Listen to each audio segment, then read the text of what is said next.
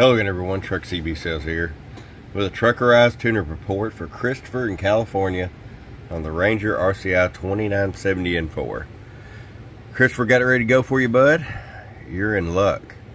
We are now down to one of these 2970N4s. Last shipment came about 9 months ago and I haven't seen or heard of anything else coming. So not sure what Ranger's got going on with these, but down to one.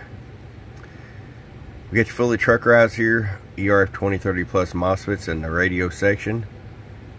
Of course, you've got 4 2879s in the amp.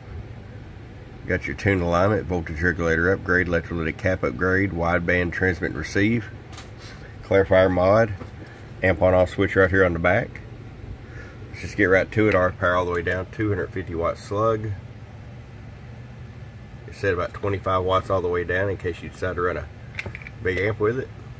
125 all the way up. Show you average power swing. Hello. At 215, 220. 1000 watt slug PEP. Hello. 600 PEP. Going over to sideband. Hello. About 575 on sideband. Back to AM. Turn the RF power all the way down. Still 600 watts on AM PEP.